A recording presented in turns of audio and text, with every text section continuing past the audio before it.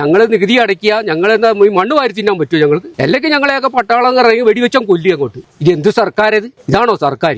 ഇതെന്ത് നിയമം? അത് ഒരു നിയമം, ഈ നിയമമൊക്കെ എടുത്തു കളയണമെന്ന് ഞാൻ പറയണത്. നമുക്ക് പിന്നെ സർക്കാർ ജോലിയൊന്നുമില്ലല്ലോ, മാസം ശമ്പളമൊന്നുമില്ലല്ലോ. വളരെ ദയനീയ അവസ്ഥയിലാണ് ഇവിടെ എല്ലാവരും. കിട്ടുന്ന പൈസക്ക് വിറ്റങ്ങ് പോവാണ്. വന്യമൃഗത്തിനെ കൊണ്ട് യാതൊരു രക്ഷയില്ല. വനംവകുപ്പുകാർ ഭയങ്കര അനാസ്ഥയില്ല. ആ പകല് പണിയെടുത്തിട്ട് തന്നെ ഞങ്ങൾക്ക് കടങ്ങൾ കൂടുകയെന്നല്ലാതെ ബാങ്കുകാരാണെങ്കിൽ ജപ്തി നോട്ടീസിങ് അയക്കുക. ഇവിടെ പട്ടാളങ്ങൾ വന്ന് വെടിവെച്ചങ്ങ് എല്ലാത്തിനും കൊന്നുകളയണം. ഏത് നിമിഷം എന്ത് വേണമെങ്കിലും സംഭവിക്കാം.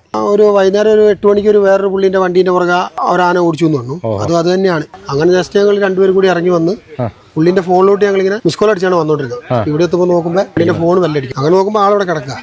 ഇവിടെ തന്നെ മരിച്ചു കിടക്കുന്ന ഒരു പോലെ കണ്ടത്. അനക്കൊന്നും ഉണ്ടായിരുന്നില്ല. ഞങ്ങൾ 3 പേര് കൂടി കയറ്റി വണ്ടി കയറ്റി നേരെ ഹോസ്പിറ്റലിൽ കൊണ്ടുപോയി. ഇവിടെ നിന്ന് എടുക്കുമ്പോൾ തന്നെ ആള് മരിച്ചിട്ടുണ്ട്. അല്ല, അത് മാത്രമല്ല വീണ് കിടക്കുന്ന ഒരു ആനയുടെ ചവിട്ടുപാടുകളും ആന വന്ന പാടും കാപ്പി കമ്പുകളൊക്കെ ഒടിച്ചിട്ടുണ്ട്. പിന്നെ ഫോറസ്റ്റുകാർ വന്ന് പടക്കം പൊട്ടിച്ച് ഓടിച്ചതാണ്.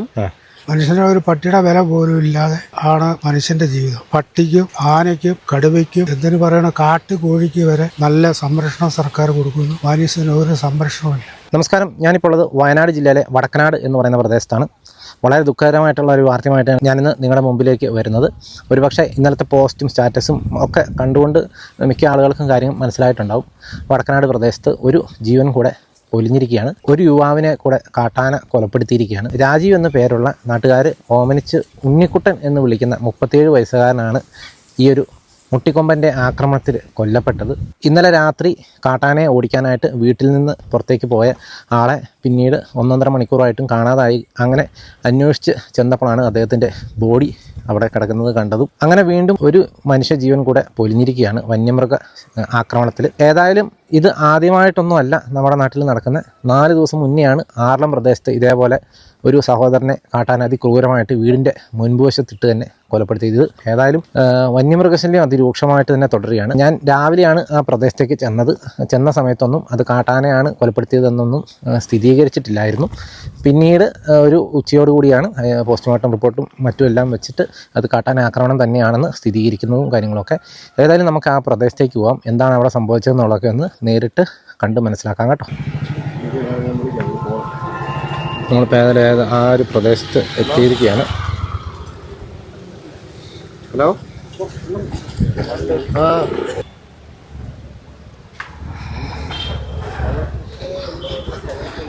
ഈ വഴിക്ക് ഇവിടെ നിന്ന് ഇങ്ങോട്ടാണ് ഈ ഒരു സംഭവം നടന്നിരിക്കുന്നത്. നമുക്കതിനെക്കുറിച്ച് വളരെ ഡീറ്റെയിൽ ആയിട്ട് ഇനി അറിയണമെങ്കിൽ നമ്മൾ ഇനി വരുന്ന സമയങ്ങളിൽ ഈ എപ്പിസോഡിൻ്റെ ബാക്കി ഭാഗങ്ങളിൽ നമുക്കത് പറയാനായിട്ട് പറ്റുള്ളൂ. ഇപ്പോൾ സമയം രാവിലെ 10:45 കഴിഞ്ഞു. ആളുകൾ കൂടി നിൽക്കുന്ന പ്രദേശത്ത് വെച്ചാണ് ഈ സംഭവം നടന്നിരിക്കുന്നത്. അവിടെ എല്ലാം ബ്ലോക്ക് ചെയ്തിരിക്കുകയാണ്.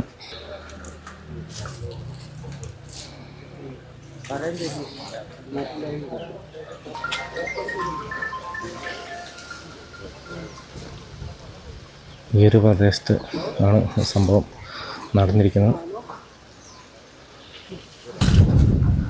രാത്രി കാട്ടാനയെ തുരത്താനായിട്ട് ഇറങ്ങി പോയതാണ്. പക്ഷേ പിന്നീട് കാണാതായി കഴിഞ്ഞപ്പോൾ ആളുകൾ അന്വേഷിച്ച് വന്നപ്പോഴാണ് ഇത്തരത്തിലൊരു സംഭവം അറിയുന്നതെന്നാണ് മനസ്സിലായത്. ഇവിടെയൊക്കെ ചവിട്ടിയിട്ടുണ്ടല്ലേ? ചവിട്ടുപാടുണ്ടല്ലേ? ഇത് വന്നതാണ്, ഇങ്ങോട്ട് വന്ന പാടാണ്. ഇത് നമുക്ക് നോക്കി അറിയാം. വന്നല്ലേ? പോയതുണ്ട് ശരിക്കും കാണാം. ഇത് കുറച്ചപ്പുറം പോയി ശരിക്കും കാണാം.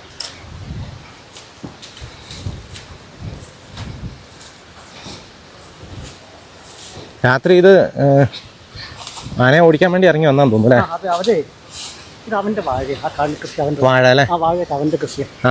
അപ്പം അതിലേക്ക് ആന വന്ന് അറിഞ്ഞിട്ട് ഇറങ്ങി വന്നല്ലേ? ഇതൊക്കെ ചവിട്ടുപാട അല്ലേ? പറമ്പിലൊക്കെ ഉണ്ട് കേട്ടോ ആന. ഇതിലേ വന്നല്ലേ? അങ്ങനെ കണ്ടു. കൊമ്പ് ഒടിഞ്ഞിട്ടുണ്ട്. ഒടിഞ്ഞ ആ വഴിക്കാണ് വന്നത്. കാപ്പിയുടെ കൊമ്പ് ഒടിഞ്ഞെടുക്കുന്നുണ്ട് കേട്ടോ. ചേട്ടൻ്റെ പേരെങ്ങനെയാ? എൻ്റെ പേര് വിശ്വനാഥൻ. അയൽവാസി അല്ലേ? അയൽവാസി. ഈ മരിച്ച ചേട്ടൻ്റെ പേരെന്താ? രജീവ്. രജീവ് അല്ലേ? എത്ര വയസ്സുണ്ട്? 37 വയസ്സാണ്. 37 വയസ്സല്ലേ? ഇതെന്താ ശരിക്കും രാത്രി സംഭവിച്ചതെന്നല്ലോ? ഇത് ഇവിടെ അവർ കൃഷി സ്ഥലമാണ്. സ്ഥിരമായിട്ട് കൃഷി ചെയ്യുന്നതാണ്. വാഴ, നെല്ല്, പിന്നെ കപ്പ. അപ്പോൾ അവൻ രാത്രി ആന വന്നതായിട്ട് അറിഞ്ഞു. പിന്നെ ഫോറസ്റ്റുകാർ പടക്കം പൊട്ടിക്കാൻ എന്തോ സൗണ്ട് കേട്ടപ്പോൾ ഇറങ്ങി വന്നതാണ്, വീട്ടിൽ നിന്ന് ഇറങ്ങി വന്നതാണ്. ആന വന്നത് അറിഞ്ഞിട്ട് പിന്നീട് ഒരു മണിക്കൂർ കഴിഞ്ഞിട്ടും കാണാതായപ്പോൾ തിരിച്ച് വരാതായപ്പോൾ അന്വേഷിച്ച് വന്നപ്പോഴാണ് പിന്നെ അവിടെ അയൽവക്കത്തുള്ള കുറച്ച് പേരെ വിളിച്ച് കൂട്ടി, സുഹൃത്തുക്കളെയൊക്കെ. അവരെല്ലാവരും കൂടി വന്നപ്പോഴാണ് പിന്നെ മരിച്ചു കിടക്കുന്നത് കണ്ടു. മരിച്ചതൊന്നും അറിയില്ല, വീണ് കിടക്കുന്നത് കണ്ടു. ഹോസ്പിറ്റലിൽ കൊണ്ടുപോയി. ഈ പ്രദേശം ഇങ്ങനെ കാട്ടാനശല്യം ഭയങ്കര രൂക്ഷമായ ശല്യം അല്ലേ? പറമ്പൊക്കെ ഇങ്ങനെ ഒളിപ്പിച്ചായിരിക്കും തെങ്ങൊന്നും കാണാനില്ല. ഭയങ്കര ശല്യമാണ്, രൂക്ഷമായി വന്നു പറയും. എല്ലാ ദിവസവും രാത്രി ഇത് തന്നെയായിരിക്കും അല്ലേ ഇവരുടെ ആന ഓടിക്കൽ തന്നെയായിരിക്കും? അതെ അതെ. ഇവരുടെ മാത്രമല്ല, ഇതാണ് എല്ലാവരും അവസ്ഥ. അല്ലേ? ജീവനൊക്കെ ഭയങ്കര ഭീഷണിയാണ് ആൾക്കാരുടെ. ഇപ്പം എന്താ പോലീസ് എന്താ പറഞ്ഞേ? ഇപ്പോൾ വലിയ പോസ്റ്റ്മോർട്ടം റിപ്പോർട്ട് കഴിഞ്ഞാൽ അതിനെക്കുറിച്ചൊന്നും പറഞ്ഞൊരു അറിവില്ല, കിട്ടിയിട്ടില്ല. അത് വന്നാലേ നമുക്ക് സ്ഥിരീകരിച്ച് പറയാനും പറ്റുള്ളൂ. റിപ്പോർട്ട് വന്നു കഴിഞ്ഞാൽ കാര്യങ്ങൾ അറിയുള്ളൂ. പക്ഷെ ഇവിടെ ഇങ്ങനെ സ്ഥിരം ആന ഉള്ളതുകൊണ്ട് നിങ്ങൾ നാട്ടുകാരുടെ ഒരു അല്ല, അത് മാത്രമല്ല, വീണ് നടക്കുന്നിടത്ത് ആനയുടെ ചവിട്ടുപാടുകളും ആന വന്ന പാടും കാപ്പി കമ്പുകളൊക്കെ ഒടിച്ചിട്ടുണ്ട്, എല്ലാം ഉണ്ട്. പിന്നെ ഫോറസ്റ്റുകാർ വന്ന് പടക്കം പൊട്ടിച്ച് ഓടിച്ചതാണ്. പിന്നെ വീണ് കിടക്കുന്ന സ്ഥലത്ത് ആനയുടെ ചവിട്ടുപാടുകൾ ഉണ്ടല്ലേ? ഉണ്ട്. അതുകൊണ്ട് നമുക്ക് 100% ഉറപ്പിക്കാൻ പറ്റില്ലെങ്കിലും അതിനുള്ള സാധ്യതയുണ്ടല്ലേ? 95% അങ്ങനെ തന്നെയാണ്. ആന ആക്രമണം തന്നെയാണ്. ഇത് രാത്രി എത്ര മണിക്ക് ആയപ്പോഴായിരുന്നു? 9:45 വീട്ടിൽ നിന്ന് വരുന്നത്. അങ്ങനെയാണ് വീട്ടുകാർ പറഞ്ഞത്. വീട്ടിൽ നിന്ന് 9:45 വന്നത്. 10:45 11 മണിയോട് അടുപ്പിച്ചാണ് കണ്ടു എന്നാണ് പറയുന്നത്. പിന്നെ ഇവിടെ ഇന്ന് മൊത്തത്തിൽ ആൾക്കാരെ കുറവായിരുന്നു. എല്ലാവരും ഉത്സവം, നല്ല മരുമക്കൾ ഉത്സവമായിരുന്നല്ലോ. അപ്പോൾ എല്ലാവരും ഉത്സവം പോയിട്ട്. ചേട്ടൻ്റെ പേര്? മത്തായി. ഇവിടെ ഭയങ്കര രൂക്ഷമല്ലേ? ഭയങ്കര ദൂഷമാണ്.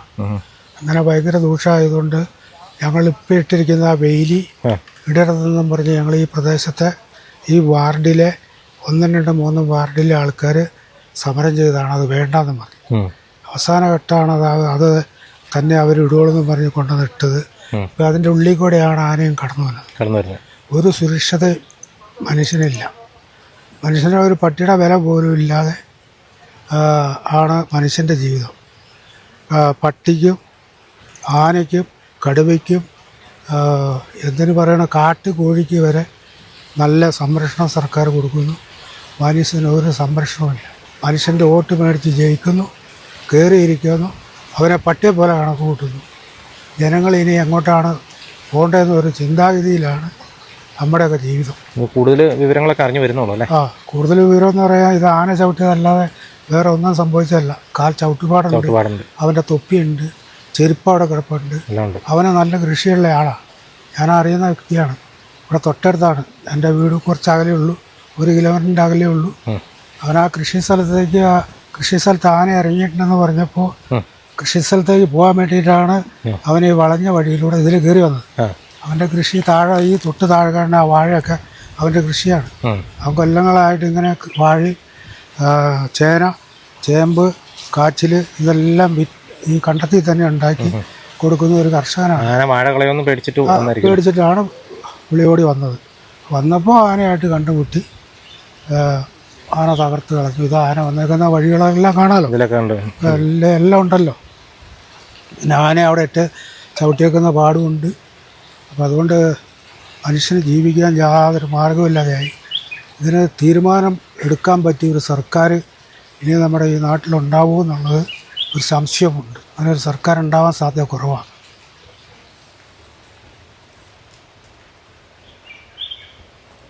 നമ്മളിപ്പോൾ ചേട്ടന്മാർ പറയുന്ന കാര്യങ്ങൾ കേട്ടു. ഇവിടെയാണ് ഈ സംഭവം നടന്നിരിക്കുന്നത്.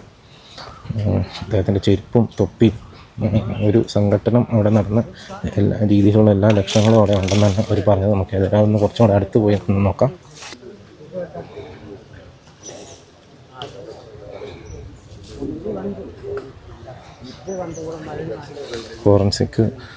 ഫോറൻസിക്കിൻ്റെ അതിൻ്റെ തെളിവ് ശേഖരണം നടത്തുന്ന രംഗമാണ് ഈ കാണുന്നത്.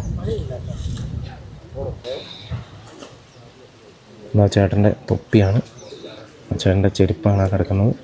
ഇവിടെ പൈപ്പൊക്കെ വലിച്ചു പറിച്ചിട്ടേക്കുന്ന രംഗങ്ങളൊക്കെ കാണാം. ഇവിടെയൊക്കെ ഒരു സംഘടന നടന്നതിൻ്റെ എല്ലാ ലക്ഷണങ്ങളും കൊണ്ടിടുന്നുണ്ട്. അതൊക്കെ ആനയുടെ ചവിട്ടുപാടുകളും കാര്യങ്ങളൊക്കെയാണ്.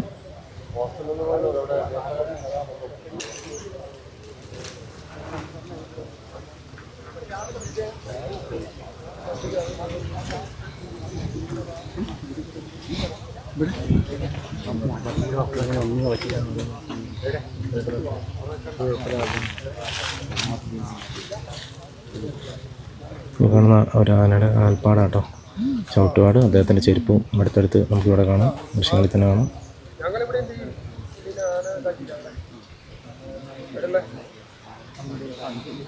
ഒരു കാൽപ്പാടാണ്, ആനയുടെ കാൽപ്പാടാണ്.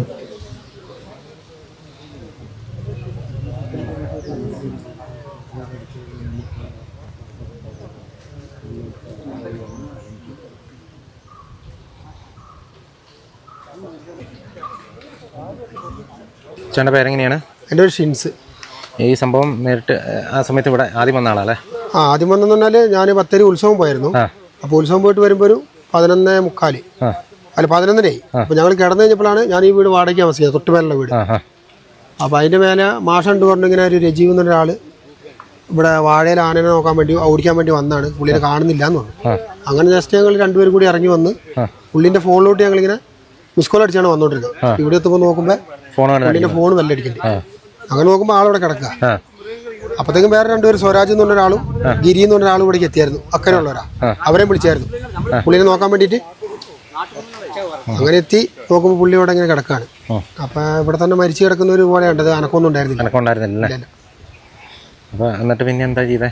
ഞങ്ങളപ്പോ തന്നെ പുള്ളിന്റെ അനിയൻ പുള്ളി വണ്ടിയായിട്ട് ഇവിടേക്ക് വന്നു, റോഡിലോട്ട് ഒരു 50 മീറ്റർ ഉണ്ട് റോഡിലോട്ട്. ഞങ്ങൾ 3 പേര് കൂടി കയറ്റി വണ്ടി കയറ്റി നേരെ ഹോസ്പിറ്റലിൽ കൊണ്ടുപോയി. ഇവിടുന്ന് എടുക്കുമ്പോൾ തന്നെ ആള് മരിച്ചിട്ടുണ്ട്. ആ സമയത്ത് ആന ഇവിടെ ഉണ്ടായിരുന്നല്ലേ? ആനനെ കണ്ടിട്ടില്ല. ആന ഒരു 9:45 ഇവിടെ വന്നത്. അപ്പൊ ഫോറസ്റ്റുകാർ വന്ന് പടക്കം പൊട്ടിച്ച് ഓടിച്ചു. അത് കഴിഞ്ഞിട്ട് 12 മണി 12:30 ഞങ്ങൾ ഇവിടെ വന്ന് സംഭവം കാണുന്നത്. അപ്പൊ ഫോറസ്റ്റുകാരെ ഓടിച്ച സമയത്താണ് പുള്ളി ഇവിടെ നിന്ന് കയറി വരും, അങ്ങനെ എന്തോ സംഭവമാണ്. ഈ മേത്ത് പാടുകളും കാര്യങ്ങളും അങ്ങനെ നോക്കുമ്പോൾ നമുക്ക് പാടുകളൊന്നും കണ്ടില്ല. ഈ മൂക്കിന്റെ ഒരു ചെറിയൊരു മുറിവ് പോലെ ഉണ്ടായിരുന്നു, വേറെ പാടൊന്നും കണ്ടിട്ടില്ല അന്നേരം. പിന്നെ നമ്മളന്നേരം വിശദമായിട്ട് നോക്കിയില്ല, നമുക്ക് എത്ര പെട്ടെന്ന് ആശയിലാക്കാനുള്ള ഒരു തിരക്കില്. ആ സമയത്ത് ജീവൻ ഉണ്ടായിരുന്നു? ഇല്ല, ജീവനില്ല. ചേട്ടാ എനിക്കൊന്നും വേണ്ടി കുറെ തട്ടി നോക്കി, അന്നേരം ഒന്നും അനക്കമില്ല. പിന്നെ ശരീരമൊക്കെ തണുത്തായിരുന്നു. മരിച്ചിട്ടുണ്ട് എന്തായാലും ഒരു 1 മണിക്കൂർ മുമ്പ് മരിച്ചിട്ടുണ്ട്. ഇങ്ങനെയാണ് കണ്ടത്. ഇവിടെ ഭയങ്കര ആനശല്യം അല്ലേ? ഇവിടെ ആനശല്യം. ഇന്നലെ ഒരു വൈകുന്നേരം ഒരു 8 മണിക്ക് ഒരു വേറൊരു പുള്ളിന്റെ വണ്ടീന്റെ പുറകെ ഒരാന ഓടിച്ചു എന്ന് പറഞ്ഞു. അത് തന്നെയാണ്, അതിൽ ഈ അടുത്തുനിന്ന് തന്നെയാണ്. അപ്പൊ അത് 8 മണിക്ക് ഓടിച്ച് 9:30 ഇവിടെ ഇറങ്ങിയത്. അപ്പൊ ആന ഒരു കൊമ്പനെന്ന് പറഞ്ഞാൽ അത് തന്നെയാണ് സാധ്യത. അങ്ങനെ സ്ഥിരമായിട്ട് വരുന്ന ആനയാണ് ഇവിടെ സ്ഥിരമായിട്ട് വരുന്നതാണല്ലേ? ആന ഇപ്പൊ അധികം ദിവസമായിട്ടില്ല, പക്ഷെ അതിപ്പോ ഒരു ആൾക്കാർ ഓടിക്കലും അങ്ങനെയൊക്കെ ഒരു ഇതുണ്ട്. ചേട്ടൻ്റെ പേരെങ്ങനെയാണ്? PN പത്മനാഭൻ. ഇവിടെ സ്ഥിരം ഇങ്ങനെ തന്നെയല്ലേ? വടക്കനാട്. സ്ഥിരം ഇത് തന്നെ. ഇതൊരു 3-4 വർഷമായി സ്ഥിരം പല്ലവിയാണിതിപ്പോൾ. അപ്പോൾ ആർക്കും പിന്നാളം നീടുന്ന മണയില്ല എന്ന് പറഞ്ഞ പോലെ ആർക്കും മണയില്ലാണ്ടായിപ്പോൾ. വളരെ ദയനീയ അവസ്ഥയിലാണ് ഇവിടെ എല്ലാവരും കിട്ടുന്ന പൈസയ്ക്ക് വിറ്റങ്ങ് പോവുകയാണ്. ഇവിടെ ജീവിക്കാൻ പറ്റാത്ത സ്ഥിതിയായി. എല്ലാം മരുഭൂമി പോലെയാകും, രാജസ്ഥാനം പോലെയാകും. വന്യമൃഗത്തിനെ കൊണ്ട് യാതൊരു രക്ഷയില്ല. വനംവകുപ്പുകാർ ഭയങ്കര അനാസ്ഥയായി. ഇപ്പോൾ ഒരു തൂക്ക് ഫെൻസിങ് വന്നിട്ടുണ്ട്, അതുകൊണ്ടൊന്നും ഒരു ശാശ്വതമല്ല. അതൊക്കെ ചവിട്ടി മറിച്ച് മരങ്ങളൊക്കെ ഒടിച്ചിട്ടിട്ട് ആനിങ് കേടുകയാണ്. അവര് വരും, എവിടെ നിൽക്കണം? അന്നേ ഞങ്ങൾ പറഞ്ഞത് ഇതിന് നല്ല കിടങ്ങുകൾ കീറിയിട്ട് നല്ല റെയിൽവേ ഫെൻസിങ് വന്നിട്ട് അതിൻ്റെ മുകളിൽ നെറ്റ് കൊടുക്കുക. നല്ല അത് കാര്യക്ഷമതയാണ്. അതിൽ പിന്നെ കുരങ്ങിൻ്റെ ശല്യം അത് വരാം, അത് അവർക്ക് പറ്റുന്നില്ല. ഇതിൽ ഫണ്ട് തട്ടിയെടുക്കാൻ കഴിയില്ല. ഇതാണ് ഇവരെ. ഞങ്ങൾ നികുതി അടയ്ക്കുക, ഞങ്ങളെന്താ മണ്ണ് വാരി തിന്നാൻ പറ്റുമോ ഞങ്ങൾക്ക്? അല്ലെങ്കിൽ ഞങ്ങളെയൊക്കെ പട്ടാളം ഇറങ്ങി വെടിവെച്ചാൽ കൊല്ലി അങ്ങോട്ട്. ഇവിടെ ജീവിക്കാൻ യാതൊരു തരത്തിലും രക്ഷയില്ല. ഒരാളുടെ ജീവനും കൂടെ പോയിരിക്കും. ഒരു ജീവനും കൂടി പോയി. എത്രയാണ് കടുവയാണ്? കടുവയിൽ തന്നെ ഒരു 10-15 ആൾ കടുവയിൽ പോയി. കടുവ അങ്ങനെ, ആന അങ്ങനെ, എല്ലാം കൊണ്ടും രക്ഷയില്ല. രാത്രി അത്യാവശ്യം ലേശം കിടന്നുറങ്ങണ്ടേ ഞങ്ങൾക്ക്? പകല് പണിയെടുത്തിട്ട് തന്നെ ഞങ്ങൾക്ക് കടങ്ങൾ കൂടുക എന്നല്ലാതെ ബാങ്കുകാരാണെങ്കിൽ ജപ്തി നോട്ടീസിങ് അയക്കുക. അവർക്ക് അതൊന്നും പ്രശ്നമല്ല. വന്യമൃഗങ്ങൾ വന്ന് നശിപ്പിച്ചോ എന്നതില്ല, അവർക്ക് കിട്ടണം. ഇതെന്ത് സർക്കാരത്? ഇതാണോ സർക്കാർ? ഇതെന്ത് നിയമം അത്? ഈ നിയമമൊക്കെ എടുത്തു കളയണമെന്ന് ഞാൻ പറയണത്. ഇവിടെ പട്ടാളങ്ങൾ വന്ന് വെടിവെച്ചങ്ങ് എല്ലാത്തിനും കൊന്നുകളയണം. ഈ വംശനാശം വരട്ടെ എന്ന് മൃഗങ്ങൾക്ക്. മനുഷ്യർ കുറേ ചത്തുപോകുന്നില്ലേ? കോവിഡ് വന്നിട്ട് കുറേ മനുഷ്യർ ചത്തുപോകുന്നില്ലേ? അതിൽ പറയാൻ എന്താ ഇവിടെ? അല്ലെങ്കിൽ ഞങ്ങളെയൊക്കെ ഇതെന്ത് സർക്കാരെന്ന് പറഞ്ഞു കഴിഞ്ഞാൽ, സർക്കാരെന്ന് പറഞ്ഞാൽ ജനങ്ങളെ സംരക്ഷിക്കാനാണ് സർക്കാർ. നമ്മുടെ നികുതി പണം അടച്ചിട്ടാണല്ലോ ഇവർ നമ്മുടെ കയ്യിൽ നിന്ന് എല്ലാം നികുതികൾ ഇവർ വാങ്ങുന്നുണ്ടല്ലോ. അതിൻ്റെ ഒരു 150% നമ്മൾക്ക് ഗുണം ചെയ്യണ്ടേ. എൻ്റെ പറമ്പിൽ തന്നെ എന്നെ കഴിഞ്ഞ ആഗസ്റ്റിൽ എന്നെ കൊല്ലേണ്ടത്. കുറച്ച് എനിക്ക് എന്തോ അരിയെന്തോ ലേശം ബാക്കിയുള്ളത് കൊണ്ടാണ്, അല്ലെങ്കിൽ ഞാനും കൊണ്ട ആളാണ്. ഞാനിതിൻ്റെ അസ്വസ്ഥതനാണ്. ഏത് നിമിഷം എന്ത് വേണമെങ്കിൽ സംഭവിക്കാം. ഒരു കാപ്പിത്തോട്ടത്തിൽ വരെ രാവിലെ നേരം വെളുത്ത് കഴിഞ്ഞാൽ ഒരു ആദായങ്ങൾ ഒറ്റയ്ക്ക് എങ്ങനെയാണ് പോവുക? ഈ തോലി എങ്ങനെ പോകും? പോകാതിരിക്കാൻ പറ്റുമോ? നമുക്ക് പണിയെടുക്കണ്ടേ, കൃഷി ചെയ്യണ്ടേ. വരുമാന മാർഗ്ഗം ഇത് മാത്രമേ ഉള്ളൂ. നമുക്ക് പിന്നെ സർക്കാർ ജോലിയൊന്നുമില്ലല്ലോ, മാസം ശമ്പളമൊന്നുമില്ലല്ലോ. ഇവർക്ക് പിന്നെ എന്താ ശമ്പളം കിമ്പളം ഒക്കെ കിട്ടുമല്ലോ. പിന്നെ നമുക്കെന്താ, നമുക്ക് ആരാ തരാനുള്ളത്? ഇതാണ് ഇവിടുത്തെ അവസ്ഥ.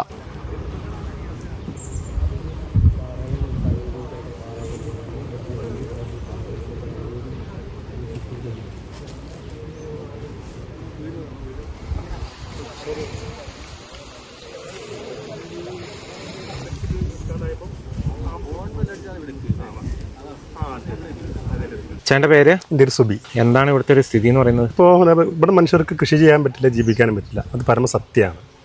ഇപ്പോൾ ഇന്നലെ ഉണ്ടായ സംഭവം എന്ന് വെച്ചാൽ 9:30 മണിക്ക് അദ്ദേഹത്തിന് ഒരു 10 നല്ല കർഷകനാണ്, കർഷക അവാർഡ് കിട്ടിയ നല്ലൊരു കർഷകനാണ്.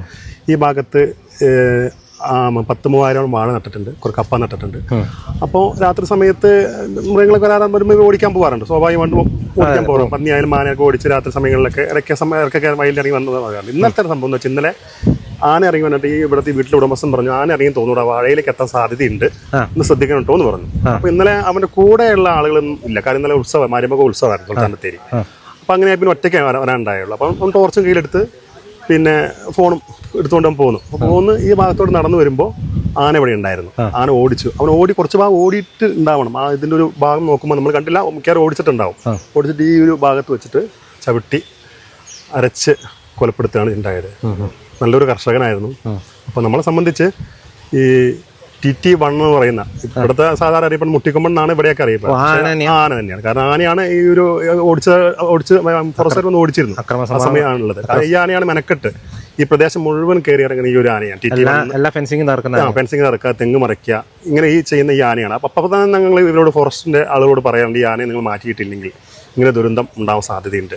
അതിന് ആനുപാതികമായിട്ട് ഞങ്ങൾ ഈ കഴിഞ്ഞ മാസം 7/2 ഒരു പ്രത്യേക ഗ്രാമസഭ കൂടിയിരുന്നു. കാരണം എല്ലാ ദിവസങ്ങളിലും ആന ഇറങ്ങിയിട്ടുള്ള പ്രശ്നങ്ങൾ മാത്രം നമ്മൾ നാട്ടിൽ കേൾക്കാം. രാവിലത്തെ പാല് കൊണ്ടുപോകുമ്പോൾ പറയുന്ന പാലല്ലെങ്കിൽ ചായക്കടയിൽ പോയി ചാടിക്കും, എല്ലാവർക്കും പറയാം ആന ഇറങ്ങി, അത് നശിപ്പിച്ചു, ഇത് നശിപ്പിച്ചു, എൻ്റെ 10 തെങ്ങ് കളഞ്ഞു, എൻ്റെ കവുങ്ങ് കളഞ്ഞു. ഈ ഒരു വർത്തമാനമാണ് ഈ വടക്കാട് ഈ കഴിഞ്ഞ മാസങ്ങളിലൊക്കെ അനുഭവിച്ചുകൊണ്ടിരിക്കുന്നത്. ഇന്നിപ്പോൾ ഒരു മരണത്തിലേക്ക് എത്തിച്ചിരിക്കുന്നു, ഒരു ജീവൻ പോയിരിക്കുന്നു. ഇത്ര നാൾ കർഷകരെല്ലാ സാധനവും നശിപ്പിച്ചു. ഇന്നലെ ഇപ്പോൾ ഒരു സഹോദരൻ്റെ 37 വയസ്സുള്ള ഒരു സഹോദരൻ ആന കൊലപ്പെടുത്തിയിരിക്കുന്നു. അപ്പോൾ നമ്മളിപ്പോഴും തുറന്നു പറയുന്ന കാര്യം, ബോഡി ഇവിടെ മറവ് ചെയ്യണമെങ്കിൽ ഈ TT1 എന്ന് പറഞ്ഞ ആന, അതായത് മുട്ടിക്കൊമ്പൻ, ഈ ആനയെ ഇവിടുന്ന് തുരത്താതെ, മയക്കുപൊടി വെച്ചിട്ട് ഇവിടുന്ന് കൊണ്ടുപോവാതെ ഇവിടെ ഒരു ഒറ്റ എല്ലാ ആളുകളും ഇതിനൊരു തീരുമാനത്തിൽ നിൽക്കുകയാണ്. കഴിഞ്ഞ 2-3 വർഷമായിട്ട് ഈ ആന വലിയ പ്രശ്നമാണ്. കാരണം ഇപ്പോൾ ഈ കഴിഞ്ഞ ദിവസങ്ങളിൽ വീഡിയോ ചെയ്യാൻ വന്നപ്പോൾ ദൂര സ്ഥലങ്ങളിൽ കൃഷിയാണ് നശിപ്പിച്ചിരിക്കുന്നത്. ഇത് നിരന്തരം ഇതിന്റെ ശല്യമാണ്. പുതിയ ഫെൻസിങ് തന്നെ കണ്ടവാനം വെറുതെ അത് ഒരു തലയ്ക്കുന്ന് പൊട്ടിക്കും, അത് കൂട്ടിക്കെട്ടും, പിറ്റേ അപ്പുറത്തെ തലയ്ക്ക് ഇറങ്ങും, അത് കൂട്ടിക്കെട്ടും. ഈ ഫെൻസിങ് കൊണ്ട് ഈ വടക്കനാട് ജനയ്ക്ക് ഒട്ടും ഒരു ഗുണമില്ലാത്ത ഒരു കാര്യമാണ് ചെയ്തു വെച്ചിരിക്കുന്നത്. ഞങ്ങൾ ആവശ്യപ്പെട്ടത് വേറെയായിരുന്നു, കിട്ടിയത് ഇങ്ങനെയാണ്. ഇതിൻ്റെ യഥാർത്ഥ ശരിക്ക് കൊലയാളിയാക്കിയത് നമ്മുടെ ഡിപ്പാർട്ട്മെൻറ്റ് മാത്രമാണ്.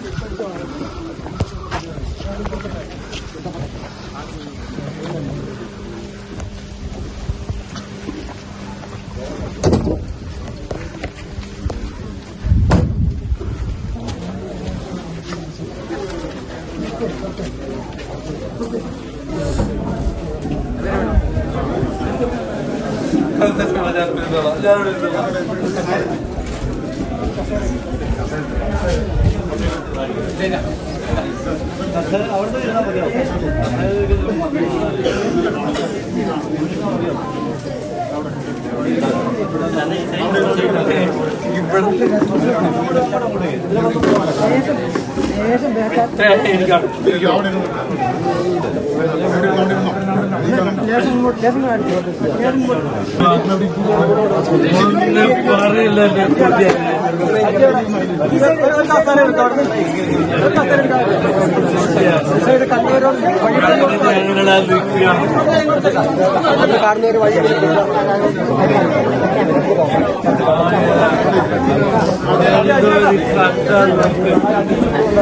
നമ്മളോട് മാത്രമല്ല ഇത്ര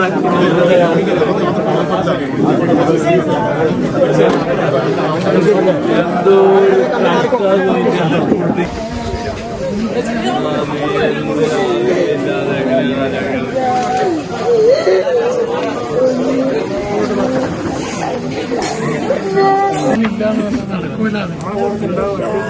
എവിടേക്ക് അവനില്ലാതെ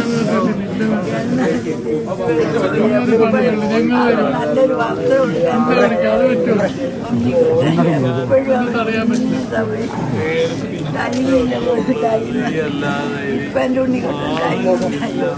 ജീവന്റെ ആ ബോഡിയിലുള്ള ബഹുമാനം കാണിച്ചുകൊണ്ട് അവന്റെ ബോഡി മറവ് ചെയ്യുക, അവന്റെ വീട്ടുകാരുടെ ദുഃഖത്തിൽ പങ്കുചേരുക. ഇവർക്ക് പ്രസംഗിക്കാനുള്ള അവസരം ഇവിടെ കൊടുക്കേണ്ടതില്ല എന്നാണ് നാട്ടുകാരുടെ തീരുമാനം. പോലീസിനും ജനകീയ നേതാക്കൾക്ക് മറിച്ചൊരു തീരുമാനമുണ്ടെങ്കിൽ അവർ പ്രസംഗിക്കട്ടെ. ഇനി അതും വേണമെങ്കിൽ ജനങ്ങള് അതിന്റെ പാപഭാര ഏക്കം മയക്കും കൊണ്ട് കൊടുക്കാം. പെട്രോൾ അടുത്ത് കിട്ടുന്ന മൈക്ക് അരമണിക്കൂർ അവർ ഞാൻ വരാമെന്ന് പറഞ്ഞു. ഞാൻ പറഞ്ഞു അവരിവിടെ വരട്ടെ, അവർ സൈറ്റ് ഒന്ന് നോക്കട്ടെ എന്ന് പറഞ്ഞു.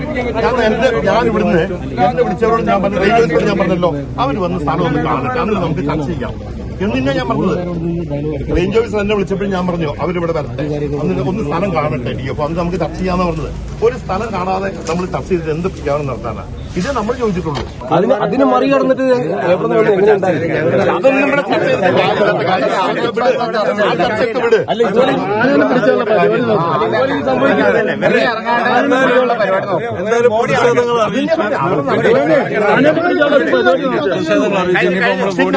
നമ്മൾ ഇവിടെ ബോഡി ഇതാക്കുന്ന ഇവർക്ക് ഇതാക്കണം, നമ്മൾ അതിനകത്തേക്ക് ചർച്ചയിലേക്ക് പോകണം. പുറത്തേക്ക് ഒരു 7 മണി കഴിഞ്ഞ് പുറത്തേക്ക് പോകാൻ പറ്റില്ല. എവിടെന്നാ ചവിട്ടിക്കൂലെന്ന് അറിയില്ല. ആനനെ പിടിക്കുന്നുണ്ടോ? നോക്കാന്ന് പറഞ്ഞു. കിട്ടി മഴ കൊടുക്കും.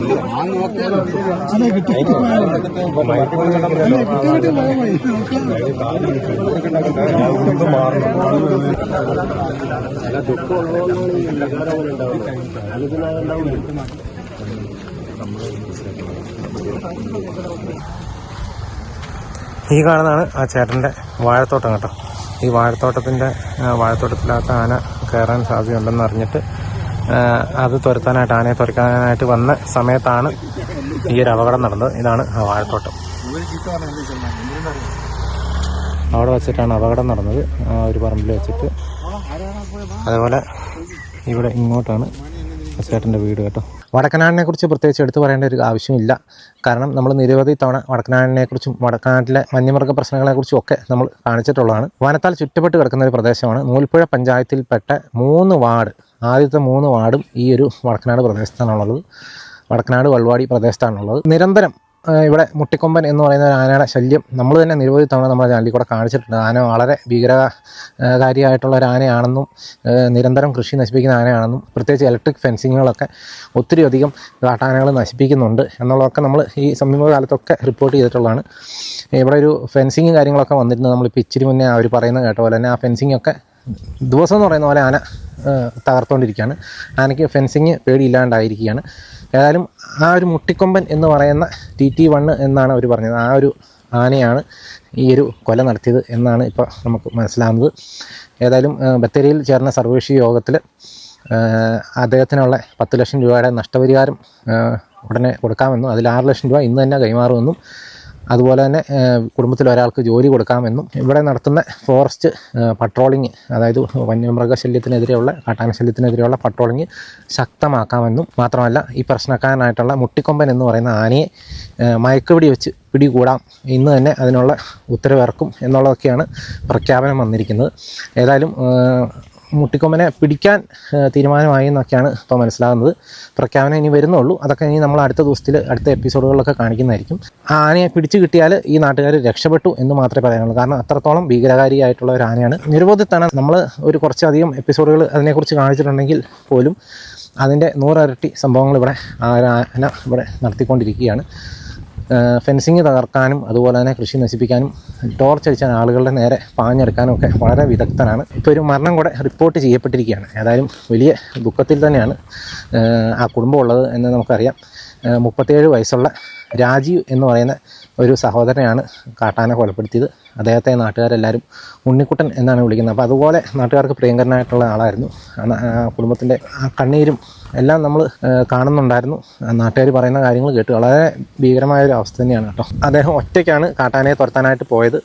ആരെങ്കിലും ആ കൂടെ ഉണ്ടായിരുന്നെങ്കിൽ ഒരുപക്ഷെ അദ്ദേഹത്തെ രക്ഷിക്കാനായിട്ട് സാധിക്കുമായിരുന്നു എന്നൊക്കെ ആളുകൾ പറയുന്നത് കേട്ടു. ഏതായാലും വീണ്ടും ഒരു ജീവൻ കൂടെ അങ്ങനെ പൊരിഞ്ഞിരിക്കുകയാണ്. ഇനി എത്ര ജീവനുകൾ പോയാൽ ഇത്തരം വന്യമൃഗ പ്രശ്നങ്ങൾക്ക് ഒരു ശാശ്വതമായ പരിഹാരം ഉണ്ടാകുമെന്ന് മാത്രമേ നമുക്കൊക്കെ അറിയേണ്ടതുള്ളൂ. എന്നെങ്കിലും അതൊക്കെ നടപ്പിലാകും എന്ന് മാത്രം പ്രതീക്ഷിച്ചുകൊണ്ട് ഈ വീഡിയോ ഇവിടെ അവസാനിപ്പിക്കുകയാണ്. അപ്പോൾ വീണ്ടും മറ്റൊരു ദിവസം മറ്റൊരു എപ്പിസോഡുമായി വീണ്ടും കാണാം. Thank you.